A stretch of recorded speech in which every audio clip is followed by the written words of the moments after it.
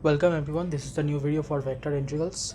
In the previous video I've told you about the vector integrals for I've told you the concepts. Okay, so मैंने ये बताया था कि conservative vector field क्या होता है, नॉन कॉन्जर्वेटिव क्या होता है, और कॉन्जर्वेटिव का हमेशा क्लोज्ड पाथ पे हमेशा ज़ीरो आएगा, doesn't matter whatever the path you are choosing, like the path is C1, path is C2, doesn't matter, A is conservative, so if the endpoints are same then answer will be same.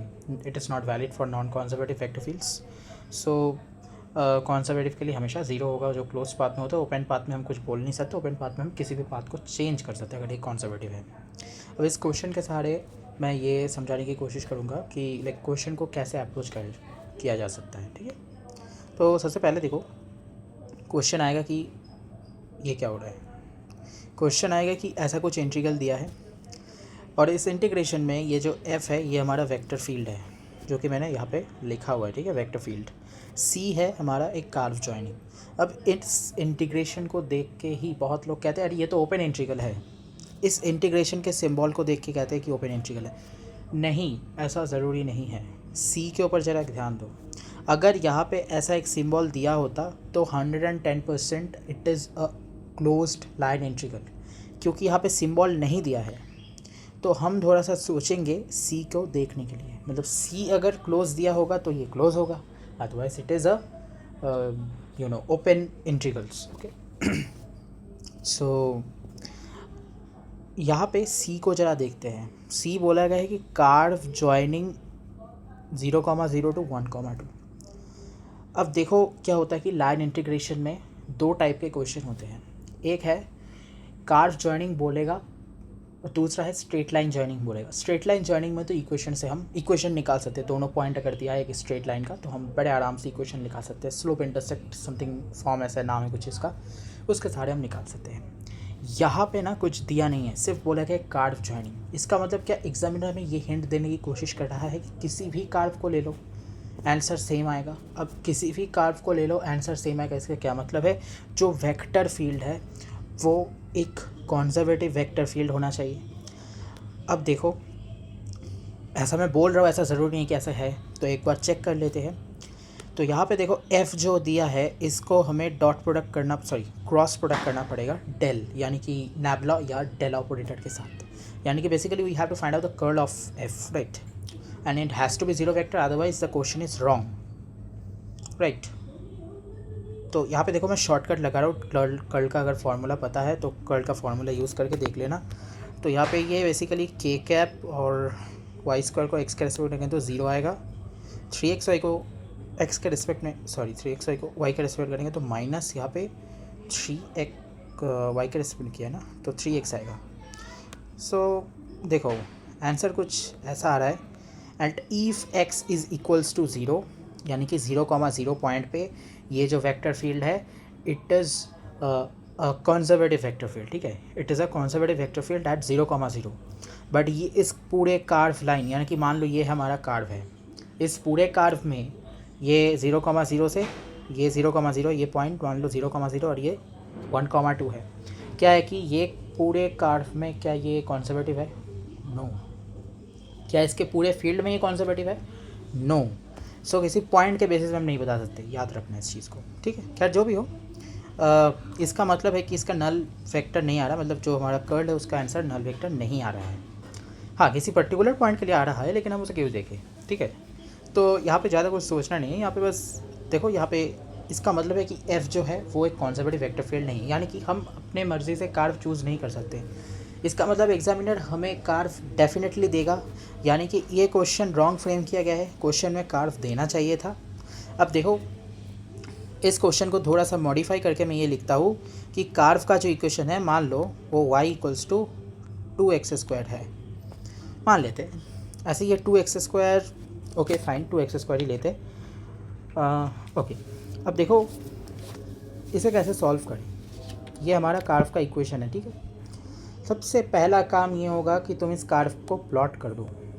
मैं एकदम step by step बोल रहा हूँ जिस तरीके से integration को solve किया जा सकता है. तो ये जो कार्व है बेसिकली एक पैराबोला का कार्व है. पॉइंट टू बी नोटेड, अगर तुम वेक्टर कैलकुलस कर रहे हो और अगर तुम्हें कार्व प्लॉटिंग के बारे में नहीं पता तो ये बहुत ही बड़ा प्रॉब्लम है. सो सबसे पहले कुछ general curves like parabola, hyperbola, ellipse, circle, straight lines, कुछ 3D curves like paraboloid, hyperboloid, tetrahedral, ऐसे कुछ कार्व्स के बारे में पहले जान लो, उसके बाद वेक्टर कैलकुलस करने हैं ना। बहुत ही मतलब कुछ ये तो अभी सिर्फ स्टार्टिंग है। इसके बाद हम जब भी ट्रिपल इंटीग्रेशन में घुसेंगे ना, मतलब जो हमारा क्या बोलते हैं उसको, स्टोक्स थ्योरम वगैरह में घुसेंगे, तभी ना बहुत मुश्किल हो जाएगा। कार्स बहुत ही डेंजरस कार भी आ सकते हैं, ऐसे तो आते नहीं है बहुत डेंजरस कार, बट जो मैंने कहा वो सर्कल, एलिप्स इनके अंदर ही आते हैं, बट इन्हें याद रखना तो ज़रूरी है। अगर कार प्लॉटिंग नहीं आता तो भाई मुश्किल है, तो कार प्लॉटिंग बहुत ज़रूरी है। तो देखो ये पैराबोला का कार्व है। अब मुझे क्या करना है यहाँ पे, देखो मुझे ना 0,0 से मान लो, एक मिनट, इस पॉइंट को लेते हैं, ये 1,2 है, ठीक है, इस पॉइंट को लिया। अब मुझे ये 0,0 से 1,2 पे दिया गया है। यहाँ पे देखो मैंने यहाँ पे एरो लगाया था 0,0 से 1,2, ठीक है, तो मैंने ले लिया। अब मुझे यहाँ पे ज़रा गौर से देखना, ये जो dr होता है ना, ये dr एक्चुअली क्या है, r होता है पोजीशन वेक्टर।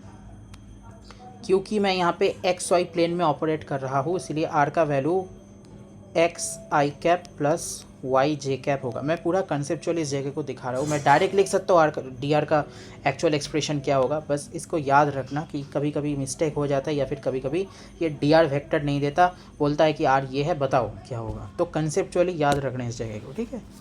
देखो आर होता है ये, हाँ यहाँ पे एक जेड के का पाएगा, बट क्योंकि हम एक्स वाई प्लेन में प्रोसीड कर रहे हैं तो जेड का वैल्यू क्या हो जाएगा, 0 हो जाएगा, इसलिए मैं नहीं ले रहा जेड को, ठीक है।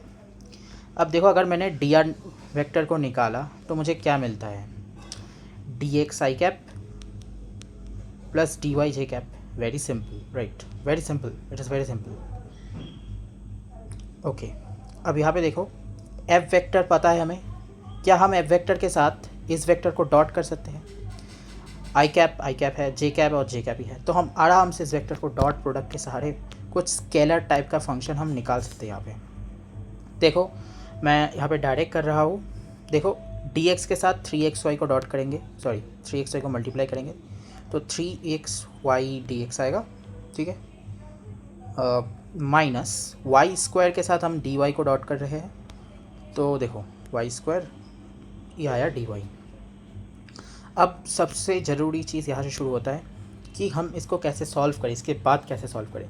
यहाँ पे बहुत लोग एक गलती करते हैं कि भाई ये dx के रेस्पेक्ट में है और यहाँ पे 3x है, तो अच्छा 3x है, सिर्फ x है, तो इसका इंटीग्रेशन 3y, यानी कि ऐसे 3y, x का इंटीग्रेशन होता है x² 2 माइनस वाई स्क्वायर का इंटीग्रेशन होता है y³ 3, ठीक है, ऐसे ऐसे कर देते हैं, जबकि ऐसे नहीं होता है, ठीक है। इसे ये जो अंदर वाला फॉर्म है ना, ये एक डिफरेंशियल कोफिशिएंट है, ये समथिंग डी ऑफ समथिंग है, ये समथिंग एक्स वाई का एक फंक्शन होता है, ठीक है, ठीक है, जो भी हो, तो ऐसे नहीं कर सकते, ठीक है, ऐसे मत कर देना कभी भी।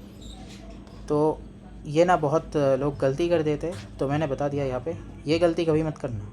यहाँ पे ज़रा गौर से देखो, ये जो फंक्शन है, ऐसे इंटीग्रेशन को सॉल्व करने का एक ही तरीका होता है, वो है तुम एक काम करो, 2 तरीके होते हैं एक्चुअली, बट यहाँ पे मैं एक ही तरीका बता रहा हूँ, दूसरा तरीका यहाँ पे वैलिड नहीं है।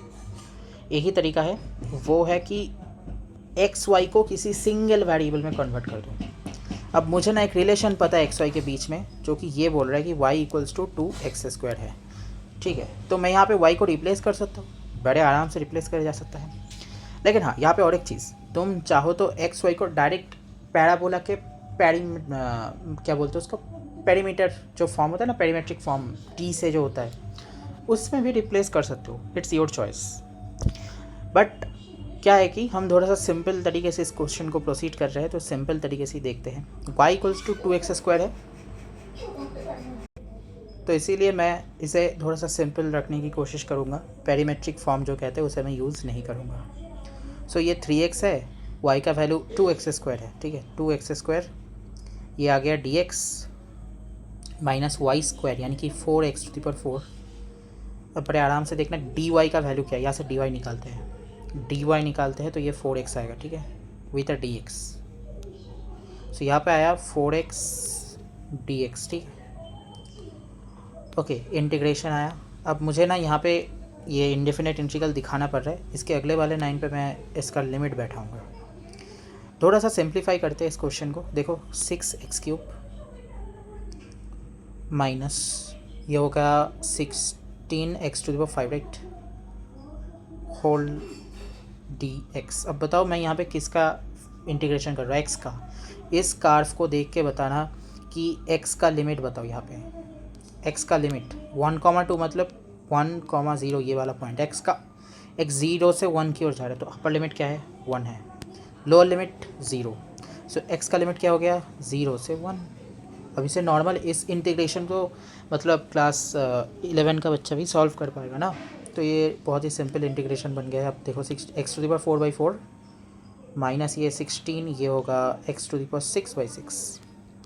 बाकी तुम यहाँ पे लिमिट बैठा देना, आंसर मिल जाएगा। यहाँ पे थोड़ा सा सिंप्लीफाई करते हैं, ये 3 अबे 3 नहीं है, क्या लिख किया मैंने 3, ये 8 है, ये 4, ये 2 हो गया, ये 3।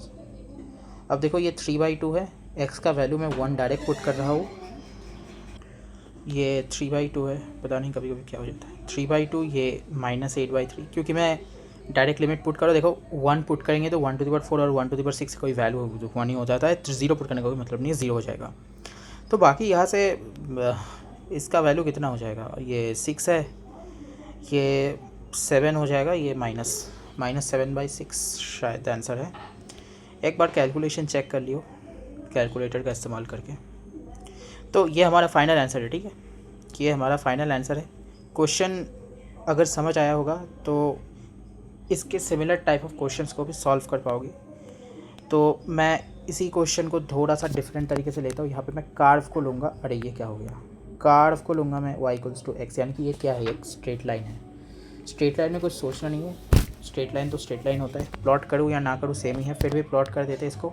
देखो स्ट्रेट लाइन को प्लॉट करने का कोई मतलब नहीं है, ये स्ट्रेट लाइन हो गया, एक्स एक्सिस नहीं sorry, straight line passing through the origin. अब मैं यहाँ पे डायरेक्ट क्वेश्चन को देखकर, मतलब देखो क्वेश्चन में जब तक मैंने y को रिप्लेस नहीं किया तब तक वाला पोर्शन बिल्कुल सेम रहेगा। इसके बाद जब भी मैंने मतलब ये जो पोर्शन है, ये पोर्शन उसके लिए भी सेम है, क्योंकि क्वेश्चन तो सेम है, बस कार्व चेंज हुआ है, यानी कि y को हमें डिफरेंट तरीके से ट्रीट करना होगा। चलो करते हैं ट्रीट y को।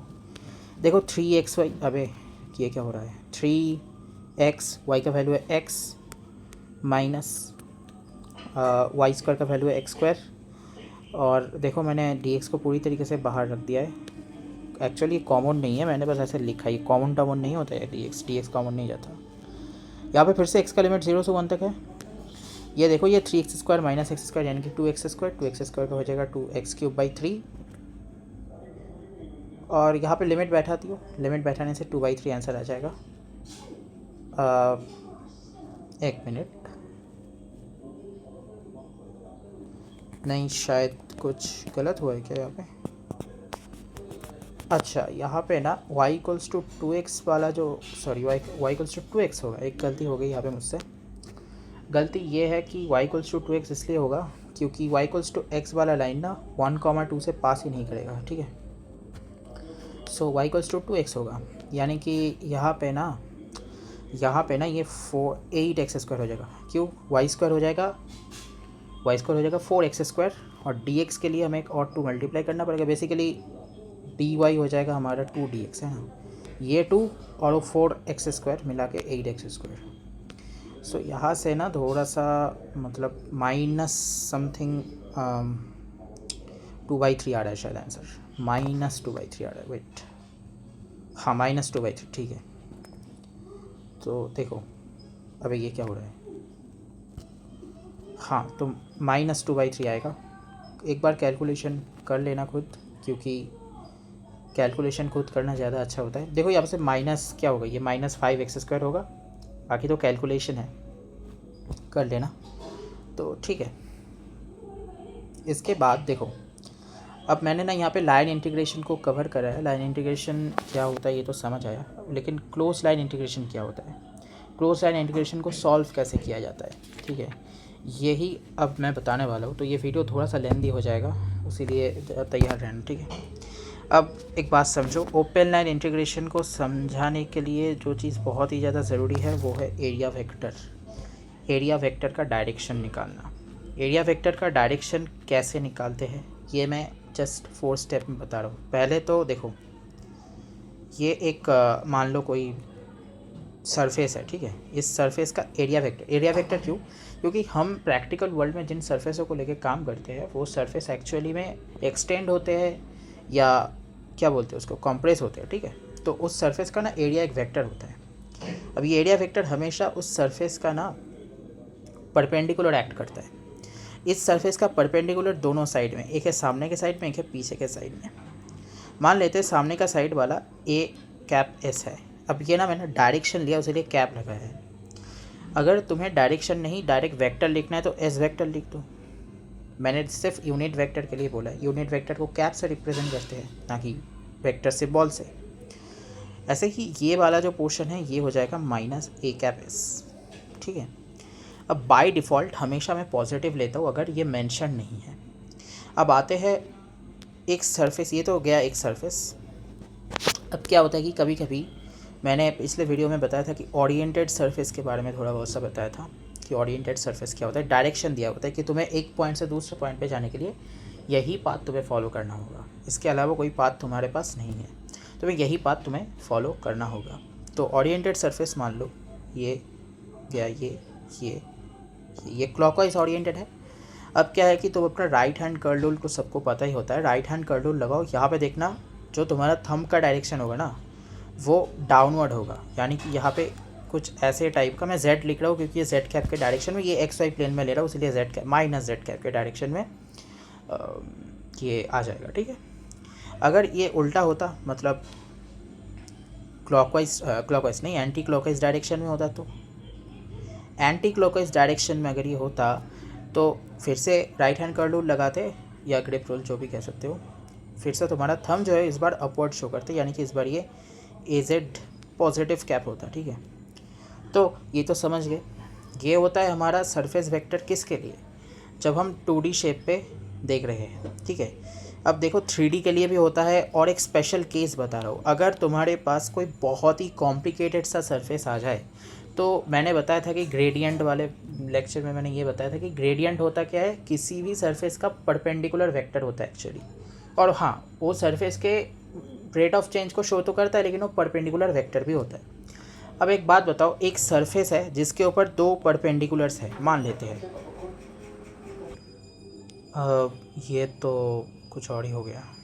ये इस पॉइंट पे, मतलब कोई भी रैंडम पॉइंट पे अगर हमें उसका परपेंडिकुलर वेक्टर निकालना है, so basically what you can do, we can just find out the gradient, then we have to put the point, basically you have to replace xyz right with the point. So as same as किसी भी point पे ऐसे एक surface के लिए area vector perpendicular होता है, मतलब एक ऐसा जो कार्व्ड सरफेस है उसके परपेंडिकुलर मतलब क्या, उसके हर एक पॉइंट पे अलग अलग एरिया वेक्टर हो जाएगा, है ना। अगर ये स्ट्रेट लाइन होता है या फिर कोई क्यूब टाइप का, कोई टेट्राहेड्रल टाइप का कोई ऑब्जेक्ट होता, देन हम कुछ और बोल सकते हैं कि हाँ हर एक पॉइंट पे परपेंडिकुलर एक है, तो किसी भी एक सरफेस वेक्टर को ले लो, काम बन जाएगा। तो हमें एक नॉर्मल इक्वेशन बनाना होगा जो हर एक पॉइंट को जस्टिफाई कर दे, तो इसीलिए हम ग्रेडियंट का इस्तेमाल करते हैं। अब देखो सरफेस वेक्टर का बस हमें सरफेस वेक्टर का मतलब हमें सिर्फ डायरेक्शन चाहिए, तो ग्रेडियंट और सरफेस वेक्टर का डायरेक्शन तो सेम होगा। इसलिए हम क्या करेंगे, जो सरफेस वेक्टर होगा उसका जो ये जो डायरेक्शन होगा ना सरफेस वेक्टर का, अरे कैप, ये जो कैप है ये होगा gradient of the function divided by gradient of the function का मॉड। ये फाई क्या है, फाई हमारा सरफेस है, और जो क्या बोलते हैं उसको लेवल सरफेस बोलते हैं ना। फाई को मैंने कहा था कि जो ग्रेडियंट निकालते हैं ना हम जिस सरफेस को, उसे लेवल सरफेस कहा जाता है। Why, because the surface is continuously changing the level in the sense the like this is the level of the surface, it is changing at the downward direction or at the upward direction or at the forward direction or at the backward direction, depends. So however you can understand how we can find out the area vector. अब मैंने ये क्यों समझाया, क्योंकि area vector के बिना हम क्या बोलते हैं ग्रीन्स थ्योरम को समझ नहीं पाएंगे कभी भी, ठीक है। तो आते हैं ग्रीन्स थ्योरम पे, थोड़ा बहुत सा ग्रीन्स थ्योरम लगाते हैं। अब देखो जनरली मैं यहाँ पे लिख रहा हूँ हेडिंग ग्रीन्स थ्योरम,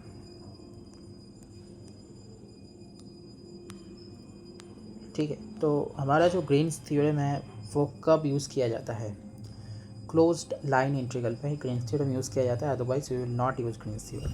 अब यहाँ पे कुछ पॉइंट याद रखना, otherwise for 100% sure that you will make kind of mistakes in your exam. ठीक है, पहला जो पॉइंट है फॉर्मेट अच्छे से याद रखना। ठीक है, फॉर्मेट तुम्हारा जो इंटीग्रेशन होगा उसका फॉर्मेट। या आप ये साइन नहीं भी दे सकते, तुम हमेशा इस साइन के ऊपर जज मत करना। सी को हमेशा देखना है कि सी क्लोज्ड है या ओपन। इसका फॉर्मेट देखो, d x plus n d y. ये और एक चीज़, ये एम और एन जो है ना, ये एक्स वाई का फंक्शन है। ठीक है, और हमेशा यहाँ पे फार्मूला एम और एन से मैं लिखूँगा, इसका मतलब ये नहीं कि कुछ भी कर दोगे। बस याद रखना, मैं फार्मूला जब भी लिखूँगा तभी बोल दूँगा, अभी नहीं। ये पहला पॉइंट है कि ये इसका फॉर्मेट है, ये इसका फॉर्मेट है इस टाइप के क्वेश्चन का। ठीक है, ये देखते हमें ग्रीन्स थ्योरम के बारे में दिमाग में आ जाना चाहिए कि भाई ये देखा मैंने, इसका मतलब मुझे ग्रीन्स थ्योरम के बारे में सोचना चाहिए। इसका मतलब ये नहीं कि लगा दूंगा मैं ग्रीन्स थ्योरम, मुझे एटलीस्ट सोचना चाहिए।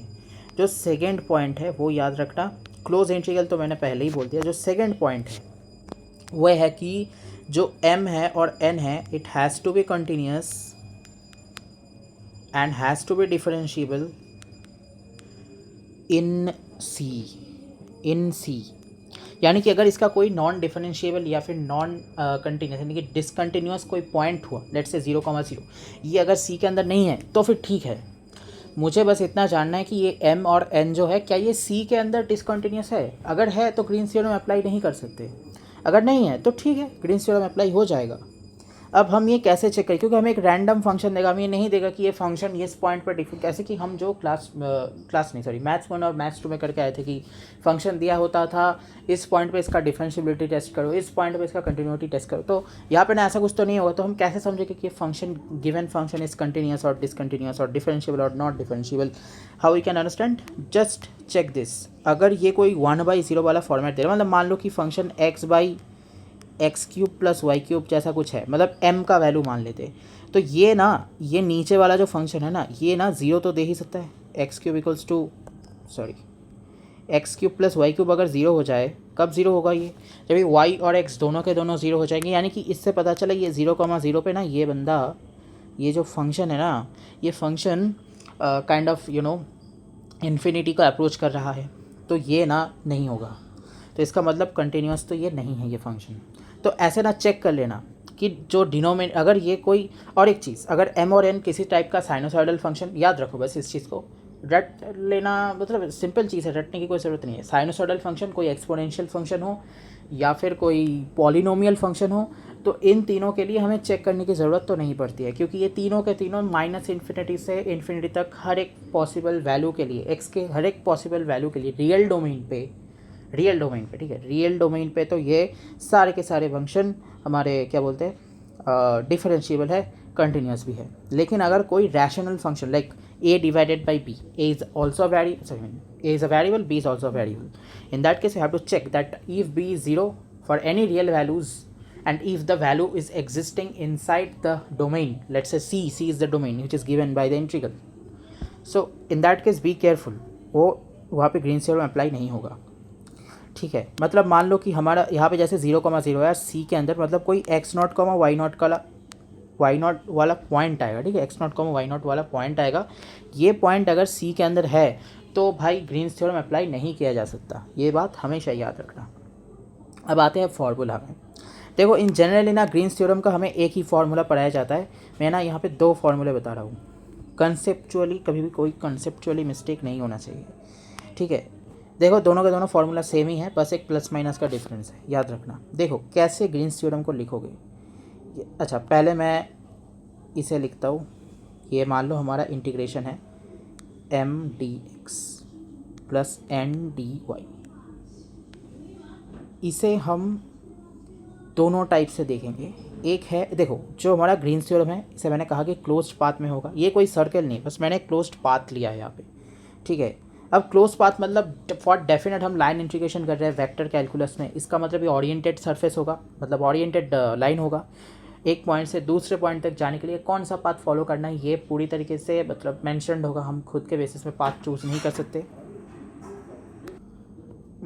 तो ठीक है, अब देखो वेट, तो देखो यहाँ पे क्या होगा कि मैं बोल रहा हूँ कि पाथ का ओरिएंटेशन एक बार मैं क्लॉकवाइज लूँगा, CW यानी कि क्लॉकवाइज, एक बार मैं एंटी क्लॉकवाइज या फिर काउंटर क्लॉकवाइज लूँगा। देखो मैं पहले एंटी क्लॉकवाइज को समझाता हूँ। क्या करना है, ये डबल इंटीग्रेशन का सिंबल देना है। आर मतलब रियल नंबर नहीं बोल रहा मैं, आर का मतलब है रीजियन, ठीक है। यहाँ पे ब्रैकेट लगाया, del by del x minus del by del y. अब गौर से देखो इस चीज़ को, इस फॉर्मेट को देखना। यहाँ पे देखना कि डी वाई के साथ, डी वाई डेल वाई नहीं, डी वाई के साथ कौन सा कॉफिशिएंट है, डी वाई के साथ जो भी है उससे एक्स के रेस्पेक्ट में डिफरेंशिएट करना होगा। तो मैं डेल एक्स है यहाँ पे तो एन लगा दिया। जो हमारा डी एक्स के साथ है, डी एक्स के साथ क्या एन है, तो एन को लगाना पड़ेगा, अबे ये क्या हो गया, एन को लगाना पड़ेगा यहाँ पे वाई, अब ये एन नहीं एम है सॉरी, तो एम को वाई के रेस्पेक्ट में करना पड़ेगा पार्शियल डेरिवेटिव। और पार्शियल क्यों, क्योंकि एन और एम दोनों के दोनों क्या है, एक्स वाई के फंक्शंस है, ठीक है। ये हो गया। अब मुझे ना ये स्केलर मिल रहा है, ये पूरा पूरा स्केलर है, कोई वेक्टर क्वांटिटी यहाँ पे है ही नहीं, ठीक है। यहाँ पे मैंने लगाया डी एक्स डी वाई। अगर कोई ओरिएंटेशन मेंशन नहीं है, बाय डिफ़ॉल्ट हम उसे एंटी क्लॉकवाइज या फिर काउंटर क्लॉकवाइज पकड़ के आगे बढ़ेंगे और इसी फॉर्मूला का इस्तेमाल करके हम आंसर निकालेंगे। अगर यहाँ पे मैं प्लस लिख रहा हूँ, अगर ये क्लॉकवाइज ओरिएंटेशन आया तो सेम तरीके से एक बार फिर से लिख के सिखा रहा हूँ। यहाँ पे एक माइनस लगाना, बस कुछ चेंज नहीं होता, बस एक माइनस चेंज होता है, ये रीजन सेम रहेगा। यहाँ पे मुझे देखना है कि एन मतलब एन किसके साथ, ये नहीं देखना, मुझे देखना है कि डी वाई का कॉफिशिएंट क्या है, एन है, तो एन को हम डी वाई का कॉफिशिएंट उसलिए एक्स के उल्टा डी वाई के साथ ही उसलिए एक्स के रेस्पेक्ट में माइनस क्या होगा यहाँ पे del m by del y, यहाँ पे डी एक्स डी वाई। अब इसके बाद इस क्वेश्चन मतलब इस पोर्शन को कैसे सॉल्व करते हैं, ये तो सबको पता होना चाहिए, ये मैथ्स 2 में था ही। मैथ्स 2 में इसे कहते हैं डबल इंटीग्रल, डबल इंटीग्रल को सॉल्व कर लो, ठीक है। एक क्वेश्चन लूँगा, एक ही क्वेश्चन में सब कुछ क्लियर हो जाना चाहिए मेरे हिसाब से, तो मैं अभी एक क्वेश्चन लेता हूँ, पॉइंट बाई पॉइंट मैं चेक कराऊँगा कि सब कुछ मैंने बोला है, मतलब एक एक पॉइंट को चेक कराऊँगा कि क्लोज्ड है कि नहीं, सी क्या चीज़ दिया है। देखो दिया है कि आई जो दिया है, मतलब ये question c is the domain 2x minus y d x plus x minus y d Y.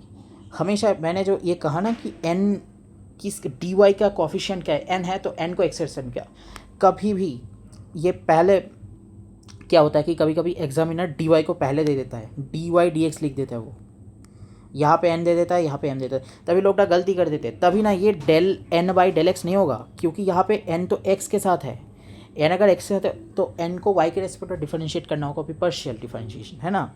तो मैंने जैसा कहा है तैसा ही याद रखना कि dy के साथ जो है उससे हम x के रेस्पेक्ट करेंगे और जो dx के साथ है उसे हम y के रेस्पेक्ट करेंगे।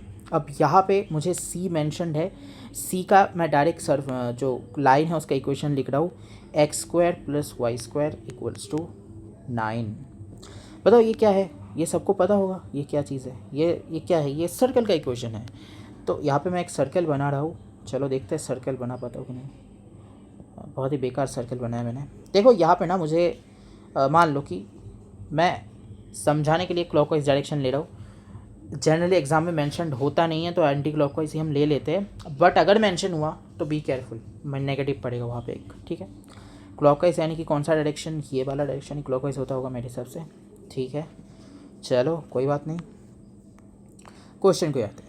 क्वेश्चन को देखो, तो क्वेश्चन में ना मुझे देखकर क्वेश्चन को देखकर मतलब इस सी को ना देख के क्या मुझे ये क्वेश्चन देखकर पता चला कि ये क्वेश्चन क्लोज्ड इंटीग्रल है या ओपन, नहीं वो तो मैं नहीं बता सकता क्योंकि यहाँ पे सिंबल तो दिया नहीं है, तो मतलब अभी मुझे सी के ऊपर थोड़ा सा देखना पड़ेगा। सी जो दिया है वो एक सर्कल है। अब मैंने कहा था कि क्लोज्ड लाइन का दो मतलब होते हैं, एक है तुम किसी पॉइंट से मतलब you are starting with a point let's say a and after a kind of time, after amount of time you will achieve the same point again, ठीक है। और इसका एक और एक डेफिनेशन होता है, it is enclosing an amount of area, ठीक है। It is enclosing an area, let's say the area is r, ठीक है। तो यहाँ पे देखो जो सी है क्या वो एरिया को क्लोज कर रहा है, फॉर डेफिनेट, क्योंकि एक सर्कल है, फॉर डेफिनेट ये क्या हो गया, हाँ ठीक है, सब कुछ ठीक है। तो फॉर डेफिनेट ये एक सर्कल है, मतलब for definite it is a close line actually. तो ठीक है, क्लोज लाइन दिया है तो मैं एक बार सोचूंगा कि ग्रीन्स थ्योरम अप्लाई हो सकता है कि नहीं, सोचूंगा। इसके लिए मुझे क्या करना होगा, सबसे पहला स्टेप मुझे एम और एन को देखना होगा। अब मुझे एम और एन को जस्टिफाई पहले नहीं करना, पहले मुझे देखना है कि एम और एन क्या डिफरेंशिएबल है या कंटिन्यूस है, ये सब चेक करना होगा। अब मैंने कहा था कि पॉलिनोमियल में कोई चेक करने की ज़रूरत नहीं है, साइनोसॉइडल में या फिर एक्सपोनेंशियल में कोई चेक करने की ज़रूरत है। अगर rational function like a divided by b आया तभी चेक करना कि b ज़ीरो हो रहा है किसी भी पॉइंट पे। अगर हो रहा है तो गए काम से, ग्रीन्स थ्योरम नहीं लगा सकते, तभी कोई और अप्रोच होगा, वो मैं बाद में बताऊंगा, तभी कुछ और अप्रोच होगा। तो ठीक है, यहाँ पे देखो 2x माइनस वाई डी, ये जब 2x माइनस वाई ये पॉलिनोमियल है, x माइनस वाई ये भी पॉलिनोमियल है, तो क्या कुछ सोचना है यहाँ पे, ये तो पॉलिनोमियल है, यहाँ पे कुछ नहीं सोचना। यहाँ पे ये हर एक पॉइंट के लिए डिफरेंशिएबल है रियल डोमेन पे, तो c पे भी डिफरेंशिएबल होगा, इट्स सिंपल राइट। सो अब हम आते हैं ग्रीन्स थ्योरम पे। हम ग्रीन्स थ्योरम यहाँ पे इसका मतलब लगा सकते हैं। मैं कलर चेंज करता हूँ so that you can easily understand the difference. अब देखो यहाँ पे, देखो अब मुझे ग्रीन्स थ्योरम लगाना है, तो ये हो गया डबल इंटीग्रेशन। अब देखो अच्छा, मैंने यहाँ पर एक चीज़ क्लियर नहीं किया है, वो है कि मैंने जो आर कहा था ना, आर क्या है, ये आर क्या होता है पता है, ये आर होता है जो एरिया क्लोज्ड है ना, जो एरिया जो रीजन हमें क्लोज्ड किया है उस लाइन के सहारे, वो लाइन जो एरिया को क्लोज करता है उस एरिया को कहते हैं आर, उसी रीजन को आर कहते हैं। इसी क्वेश्चन में समझ आ जाएगा। सबसे पहले मैंने यहाँ पे एंटी क्लॉकवाइज तो नहीं, क्लॉकवाइज लिया था, तो मैंने यहाँ पे नेगेटिव साइन बैठाया। देखो अब मुझे डी वाई का कोफिशिएंट देखा मैंने x minus y, d y का कोफिशिएंट एक्स के रेस्पेक्ट में पार्शियल डेरिवेटिव लगाना पड़ेगा, मुझे मिलेगा 1, वाई का हो जाएगा 0 तो मुझे मिलेगा 1, माइनस लगा यहाँ पे। डी एक्स का कोफिशिएंट ये है, इसे मैंने कहा कि भाई इसको y के रेस्पेक्ट में पार्शियल डिफरेंशिएशन कर दो, तो मुझे एक -1 मिलेगा, और ये माइनस प्लस हो जाएगा, यहाँ पे 1 ये आ गया डी, अबे ये क्या हो रहा है, डी एक्स, अबे क्या एक्स लिख दिया मैंने, डी एक्स डी वाई। ठीक है, मैं -2 को बाहर निकाल रहा हूँ, ये डी एक्स ये डी वाई, और हमारा जो रीजन है, बताओ रीजन क्या है। मैंने कहा था कि जो लाइन है वो जिस एरिया को क्लोज कर रहा है वही हमारा रीजन बन जाएगा, यानी कि हमारा रीजन एक सर्कुलर रीजन है। अब जिन्होंने डबल इंटीग्रल पढ़ के रखा है ना, वो इस क्वेश्चन को सॉल्व करने के 3 तरीके जानते होंगे। एक है इसका आंसर डायरेक्ट लिख दो, इसका आंसर क्या होगा भाई, मैं डायरेक्ट लिख रहा हूँ उसके बाद समझाऊंगा, -2 इंटू पाई इंटू 9 यानी कि -18 पाई, इसका आंसर आ गया। ठीक है, ये है डायरेक्ट। अब कुछ लोग थोड़े बहुत से मेहनती होते हैं, वो लोग क्या करेंगे, यहाँ पे पोलर फॉर्म यूज़ करेंगे। ठीक है, polar coordinate x equals to r cos theta, y equals to r sine theta. हम यहाँ पे अभी डबल इंटीग्रल में शिफ्ट हो चुके हैं, यानी कि मैथ्स 2 है ये। और मैथ्स 2 अभी तो मैं नहीं समझाऊंगा डबल इंटीग्रल क्या होता है। ठीक है, डबल इंटीग्रल मैंने पहले ही बता दिया था, तो डबल इंटीग्रल पता होना बहुत ज़रूरी होता है। मैथ्स 2 का बहुत ही बड़ा एप्लीकेशन यहाँ पे हमें देखने को मिलेगा, यानी कि जब हम डाइवर्जेंस थ्योरम पढ़ेंगे ना, जो एंड थ्योरम है, लास्ट थ्योरम है वेक्टर कैलकुलस का, वहाँ पे ना ट्रिपल इंटीग्रेशन आ जाता है, वॉल्यूम इंटीग्रेशन आ जाता है, हाइपर वॉल्यूमेट्रिक इंटीग्रेशन आ जाता है। ठीक है, तो ये डबल ट्रिपल इंटीग्रल ना जानना बहुत ज़रूरी है। तीसरे टाइप के लोग क्या करेंगे, यहाँ पे पोलर यूज़ नहीं करेंगे, डायरेक्ट एक्स का लिमिट बैठाएंगे, उसके बाद उसका डिफरेंशिएशन करेंगे, उसका करते करते करते 1 पेज जाएगा, 2 पेज जाएगा, उसके बाद आंसर आएगा कि भाई आंसर है -18 पे। मैंने कैसे किया, मैंने देखो ये बोला गया था, ये बेसिकली क्या बोल रहा है कि आर का एरिया बताओ, क्योंकि यहाँ पे 1 इंटू डी डी एक्स है, यानी कि यहाँ पे आर का मतलब रीजन जो दिया है उसका एरिया बताओ, सिंपल। अगर यहाँ पे एफ एक्स वाई दिया होता, यहाँ पे कुछ 1 की जगह एफ एक्स या फिर एफ वाई दिया होता, तो भाई वहाँ पे थोड़ा बहुत सा मुश्किल हो जाता, वहाँ पे हम डायरेक्ट ये आर का एरिया डायरेक्ट नहीं बैठा सकते, वहाँ पे हमें पोलर का इस्तेमाल फॉर डेफिनेट करना पड़ता। यहाँ पे हमने ये क्या बैठा है, एक्चुअली ये एरिया है इस आर का। आर क्या है, एक सर्कल है, सर्कल का एरिया क्या होता है, पाई आर स्क्वायर। देखो यहाँ पे 9 दिया है, मतलब आर होता है 3, राइट। देखो आर यहाँ पे मतलब ये बेसिकली 9 मतलब क्या है, ये x square plus y square equals to 3 square लिखा है, तो आर इक्वल्स टू हो जाएगा 3। तो यहाँ से तो बाकी पाई आर स्क्वायर लगाना है यहाँ पे, है ना, पाई आर स्क्वायर है 9, सो -18 पाई हमारा फाइनल आंसर हो जाएगा। अगर ये क्लॉकवाइज डायरेक्शन में नहीं देके एंटी क्लॉकवाइज डायरेक्शन में दिया होता तो ये +18 पाई हो जाता, ठीक है। सो क्लॉकवाइज एंटी क्लॉकवाइज बेसिकली मैंने इसलिए बताया, देखो कभी कभी दे सकता है, हो सकता है ना कि क्लॉकवाइज में दे दे। अब बहुत मतलब क्या होता है, बहुत सारे क्वेश्चन में एग्जामिनर क्या पूछता है कि ग्रीन्स थ्योरम को प्रूफ कर दो। भाई प्रूफ ग्रीन्स थ्योरम, डाइवर्जेंस और जो क्या बोलते हैं Stokes theorem, inverse Stokes theorem, Gauss theorem, ये इनका जो प्रूफ है ना, ये प्रूफ थोड़े से लेंदी होते हैं। इसीलिए मैं एक सेपरेट वीडियो में इन पांचों का प्रूफ दे दूंगा, उसको देख लेना। अभी तो नहीं आएगा, पहले मैं क्वेश्चंस क्लियर करूँगा कि कैसे क्वेश्चंस करते हैं भाई। प्रूफ तो मतलब वो 5 प्रूफ में से कोई एक आ भी सकता है, बहुत ही कम चांसेस होते हैं प्रूफ आने के, तो अभी नहीं करना। अभी बस थ्योरम को समझना है कि क्या बोलना चाह रहा है, हमें थ्योरम का प्रूफ नहीं चाहिए अभी। थ्योरम का प्रूफ हम बाद में देख लेंगे, ठीक है। इम्पॉर्टेंट बिल्कुल भी नहीं होता है प्रूफ जानने से। क्या होगा कि बहुत ही एडवांटेज मिलता है, अगर तुम बहुत ही इन डिटेल स्टडी करना चाहते हो तो बहुत एडवांटेज मिलेगा for definite, but we don't need this kind of advantages, because मुझे इसे डिटेल में पढ़ने की क्या ही ज़रूरत है ना, अभी तो ज़रूरत नहीं है। तो ये बात याद रखना जो मैंने अभी अभी कहा कि ये पॉजिटिव नेगेटिव वाला कंसेप्ट, अबे क्या हो ये, हाँ तो ये था ग्रीन्स थ्योरम का एक क्वेश्चन। तो यहाँ पे क्या मैं इसे एंड करा दूँ कि नहीं, ये मैं सोच रहा हूँ, या फिर एक क्वेश्चन किया जाए इसके बाद। अच्छा ठीक है, यहाँ पे मेरे हिसाब से ग्रीन्स थ्योरम का कंसेप्ट क्लियर हो गया होगा सबको। मुझे नहीं लगता और एक क्वेश्चन की ज़रूरत है भी, बट ठीक है और एक क्वेश्चन देख लेते हैं। देखो पूरा 40 मिनट्स का वीडियो हो जाएगा फिर तो, ठीक है। मैंने कहा था कि वीडियो लेंदी होगा, तो ये कह सकते हो कि अगर इस वीडियो को किसी ने बहुत ही ध्यान से देखा है तो फॉर डेफिनेट ग्रीन्स थ्योरम में उसे कोई प्रॉब्लम नहीं होना चाहिए। हाँ, एक टाइप का क्वेश्चन मैंने छोड़ दिया जब मैंने कहा ग्रीन्स थ्योरम वैलिड नहीं है, ऐसे क्लोज इंटीग्रल को कैसे सॉल्व करती है, ये मैं अगले दिन बताऊंगा। इसमें ये क्वेश्चन, ये टाइप के क्वेश्चन थोड़े से लेंदी हो जाते हैं जहाँ पे ग्रीन्स थ्योरम अप्लाई नहीं किया जा सकता, ठीक है, थोड़ा सा लेंदी होता है। एक और क्वेश्चन मैं लेता हूँ, बहुत ही जल्दी हम क्वेश्चन को सॉल्व करेंगे।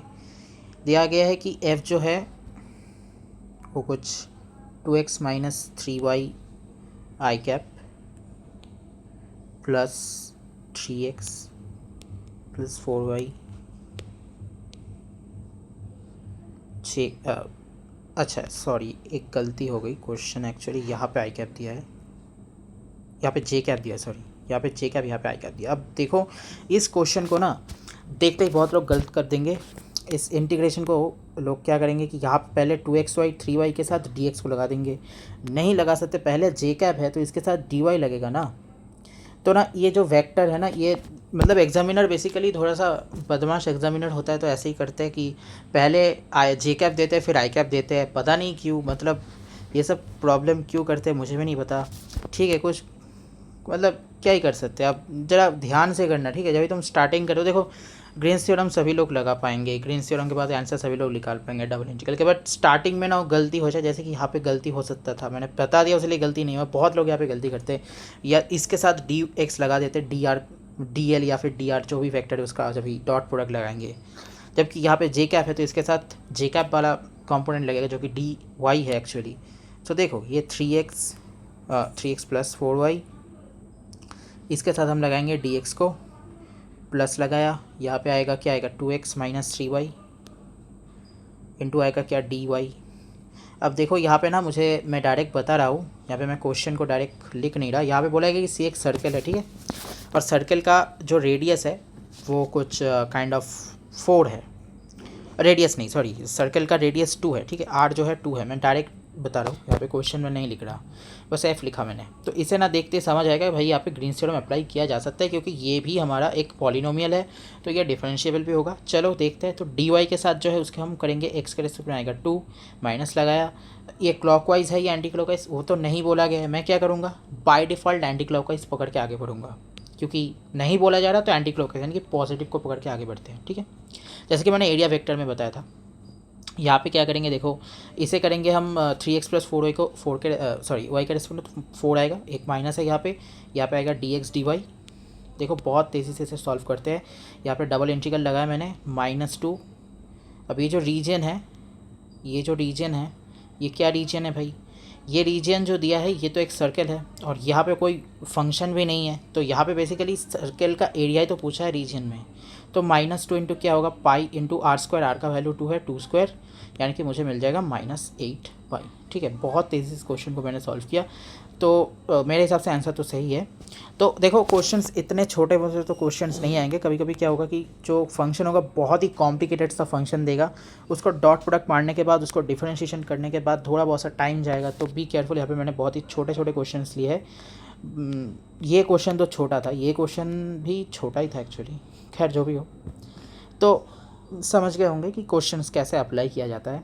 अब एग्जामिनर अगर बहुत बदमाश हुआ तो ऐसे क्वेश्चन को देख कर तुम्हें लगेगा अगर मैं ग्रीन स्टेट में अप्लाई करूँगा हो जाएगा, कि एग्जामिनर एक साइड में एक ब्रैकेट में लिख देगा और एकदम साइड में लिखेगा भाई, ताकि तुम्हें दिखे ना, ठीक है, ताकि वो तुम्हारा नंबर काटे। साइड में लिखेगा डोंट अप्लाई ग्रीन्स थ्योरम, ठीक है। तो डोंट अप्लाई ग्रीन्स थ्योरम के केस में कैसे करें सर्कल को, वहाँ पे कुछ करना पड़ता है, वो मैं अगले वीडियो में बताऊँगा, बट अभी के लिए इतना ही ठीक है। तो वहाँ पे ना एग्जामिनर बदमाश होगा तो थोड़ा बदमाशी करेगा, तो वहाँ पे एकदम साइड में लिखेगा कि भाई डोंट अप्लाई ग्रीन्स थ्योरम, और तुम्हें लगेगा कि अरे ये तो ग्रीन्स थ्योरम से हो जाएगा, ये 2 लाइन का आंसर खत्म यहाँ पे भाई। उसके बाद तुम जब क्वेश्चन जब एग्जामिनर चेक इसने तो ग्रीन्स थ्योरम अप्लाई किया है, चलो इसे काटो, इसको सिर्फ आंसर सही है, चलो 1 मार्क्स तो देना ही पड़ेगा, 5 में से मैंने 1 दे दिया, चलो ठीक है, या फिर 0 दे देगा अगर बहुत बदमाश एग्जामिनर हुआ, तो कुछ नहीं कर सकते। तो भाई लोग ये ज़रा ध्यान रखना। और ये क्या आ रहा है यूट्यूब से नोटिफिकेशन, बेकार का notifications. Well so this all about today's video. In the next video I will cover something more than that. Good bye.